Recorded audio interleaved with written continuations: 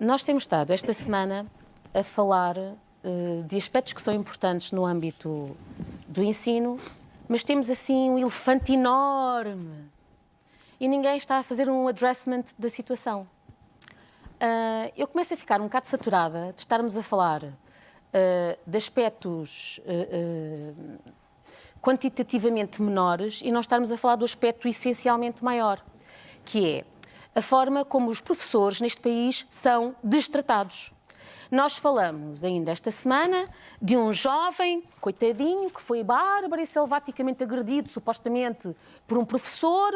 O professor foi enxovalhado, levado para um tribunal, foi sujeito a uma medida de coação, foi detido e temos um bando de criminosos a pulularem as nossas escolas, a cometerem crimes, dúvidas existissem, aqui está o exemplo paradigmático disso, e nada se lhes faz, nada acontece. Mas estes pequenos criminosos, este jovem ficou em prisão preventiva e fazer aqui um pequeno reparo.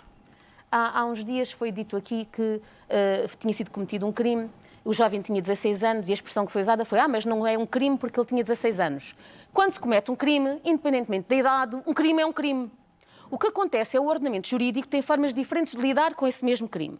Quando foi dito também que a esse jovem de 16 anos se aplicava a lei tutelar educativa, é falso. A um jovem de 16 anos aplica-se já um regime jurídico especial para jovens delinquentes, a partir dos 16 até aos 21 anos. Se dúvidas existissem, basta verificar este caso paradigmático que trouxeram aqui para os nossos telespectadores, onde se aplicou a medida de coação de prisão preventiva, não uma medida de internamento. Não é frequente. Não é frequente nos jovens dos 16 aos 21 anos, porque o juiz tem que fazer um juízo de prognose normalmente favorável. Mas quando estamos em face de um larápio que com 16 anos já dá este manancial de condutas antissociais e criminosas, o juiz tem que despir a possibilidade de aceder a um regime jurídico favorável, que é este, o regime jurídico especial a jovens delinquentes, e tratá-lo como se ele um criminoso fosse. E fez muito bem e aplicou-lhe a medida de coação mais adequada, que é a da prisão preventiva. E que sirva de exemplo a todos os outros que estavam a acompanhá-lo, porque a criminalidade juvenil tende a ter um componente de réplica e copiação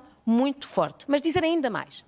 O elefante de que eu quero falar aqui, e que ainda não vi ninguém a abordar, tem a ver com o facto de nós termos tido, nesta semana, e constante e reiteradamente em todas as semanas neste país, professores que são insultados, injuriados, difamados e agredidos fisicamente. E ninguém faz coisa nenhuma, e o governo assopra para o lado e a oposição para o outro lado assopra também. Já agora, temos o caso de uma família cigana que agrediu bárbara e selvaticamente uma senhora negra numa escola que trabalhava nessa escola e uma senhora branca. Não vi nenhuma associaçãozinha SOS Racismo, não vi o Mamadou Ba, não vi ninguém a vir defender esta pobre senhora negra que foi agredida selvaticamente por esta pessoa desta etnia. E já agora também as pessoas brancas. Porque neste país nós estamos num Estado democrático de direito. Não é uma questão de etnias, não é uma questão de raça, é uma questão de cumprimento da lei. E quem a viola tem que ter a sanção adequada a essa mesma medida. E nós não vimos. Falamos do jovem coitadinho, tiraram o telemóvel, assim, assado, como se fosse possível nós computarmos que numa escola seja aceitável sequer um aluno estar com o telemóvel.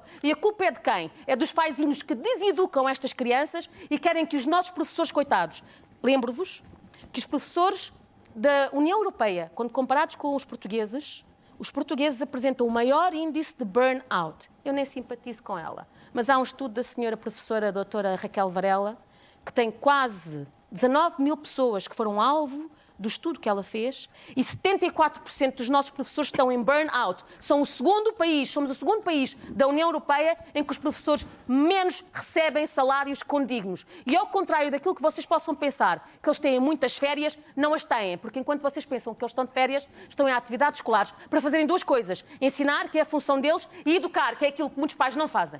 Eu percebi, até por causa da conversa que ontem travámos aqui a propósito das agressões dos professores e também do ambiente de violência nas escolas, eu percebi que este país desconhece a verdadeira dimensão das agressões aos professores. Nós não conhecemos de todo, não conhecemos toda a dimensão exata, porque conhecemos meia dúzia de casos.